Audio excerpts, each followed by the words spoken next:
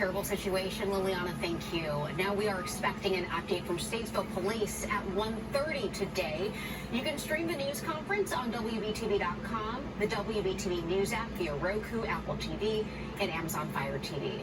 One of the most powerful committees in college sports says players should be allowed to make money from their own personal brand. The NCAA's Division I Council voted yesterday to recommend a new policy letting college athletes profit from their name, image, and likeness until Congress approves a new nationwide law. This follows a string of court rulings against the NCAA's policies. Ola Langi has more on what this means for those players. Coming into the newsroom, CBS in Miami is reporting that 9 people were taken to the hospital in connection with this partial building collapse. We just got a new live feed that I've been watching. It's in less than a week, and there are still spots to fill, but not for students. Camp CMS is a summer program Charlotte and Mecklenburg School set up to help students who need a little boost after last year's chaotic school year. More than 30,000 students are signed up for this, but with camp only a few days away, there's still a need for teachers and teaching assistants. WBTV's Courtney Cole has more on this. Back, we are just over 1 month away from Independence Day, and President Biden hopes to have 70% of adults at least partially vaccinated against COVID-19 by then.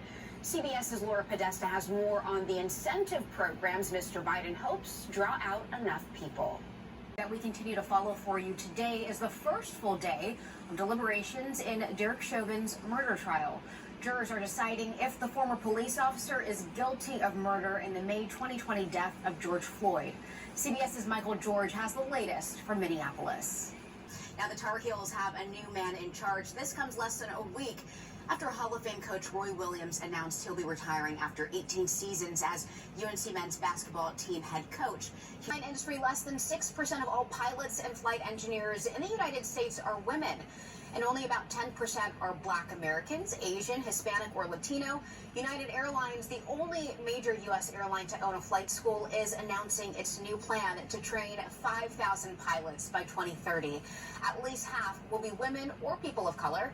Errol Barnett has this story.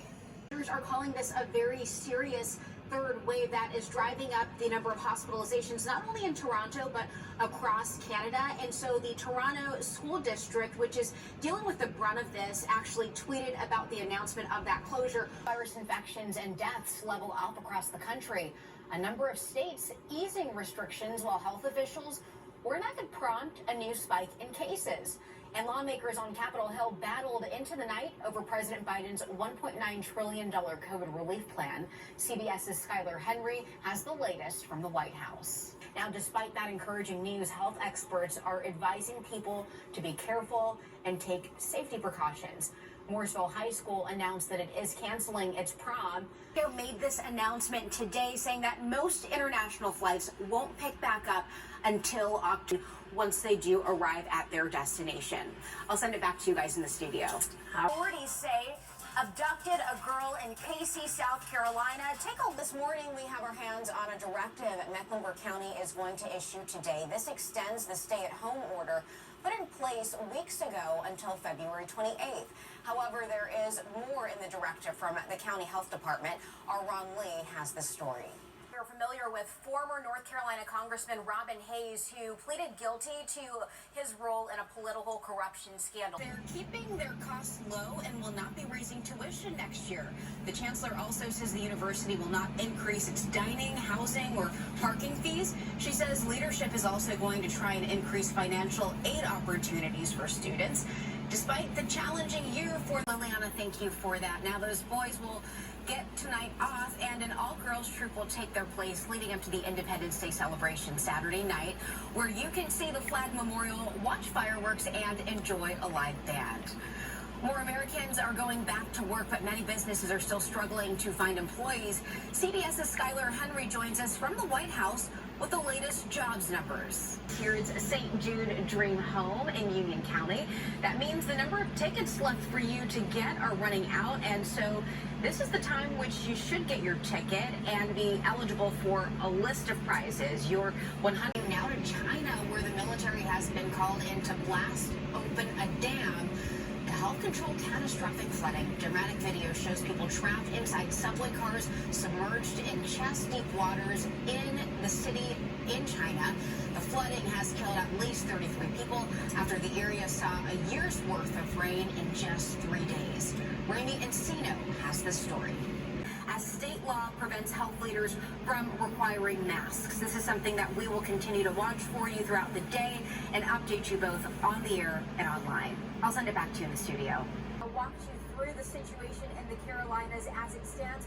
I want you to drop your comments if you're watching on Facebook and let me know what your thoughts are on the possibility of face coverings, face masks becoming a mandate, because we are seeing students in Cabarrus County schools, they will have to mask up when they are riding the bus. Catawba, it's the same situation, it's optional, but students will mask up while riding the bus. In Lincoln County schools, masks are optional. It's at the discretion of the parents, depending on whether they feel comfortable, if they think it's a better option for their. And we also talked about a number of topics, including what's to come for families who are concerned about those rising COVID-19 cases, some of the options for those, and families on the other side of the spectrum who are more eager to get back to normal, and whether things like volunteering are options for parents. I'll have more on that coming up at 6 o'clock. I'll send it back to you in the studio. And also top of mind right now, at least one person died in connection with Ida. We know that, according to deputies, this happened in Prairieville, outside of Baton Rouge, Louisiana. This person was outside and a tree fell on top of them and they died. So Ida now being blamed for at least one death. I do want to pull up this in that area, and lots going on when it comes to the impacts of Ida. So I'll continue to track that throughout the morning and bring you the very latest. Items on the agenda at that Charlotte-Mecklenburg School Board meeting. We know they will discuss face coverings at that meeting tonight. State law requires school districts to make that a monthly discussion. CMS will also consider granting the superintendent authority to transition students from in-person learning due to COVID-19. Washington, the Senate is set to begin debate this afternoon on an extension of the debt ceiling. The Treasury Department says Congress has to raise the debt ceiling in the next 2 weeks, or the U.S. will default on its loans for the first time in American history. But Republicans are refusing to negotiate on the debt ceiling as long as Democrats are trying to pass President Biden's legislative agenda on their own. CBS's Natalie Brand has more. Closely for a while now. In the Alert Center just yesterday, I told you about a new survey from the American Farm Bureau Federation saying that those prices are up. Specifically, they estimate it's going to arrest anyone in that shooting. If you have any information, you are asked to call the Hickory Police Department. And this morning, crews are investigating what caused a fire that gutted a house in Iredell County. Let's take a look at that scene on Buffalo. Now is 4:55, and it was an exciting Saturday for college football as the App State Mountaineers took on the Western Kentucky Hilltoppers for the Boca Raton Bowl. It was a week association call with White House officials to discuss issues linked to the pandemic. And we've spent another Christmas in the pandemic. While some are stuck in quarantine for the holiday, others had to get emergency COVID tests, and some called off festivities altogether. WBTV's Nikki Hauser spoke with some people who had to make a last-minute change of plans. Ordered your free COVID-19 test from the government yet? There's a website that launched yesterday. Every household gets 4 free tests. The U.S. Postal Service says it's prepared to handle these deliveries, but as Gabe Cohen reports, some people aren't so sure. In addition to those at-home tests, the Biden administration announced they will make 400 million N95 masks available for free, and that's starting next week.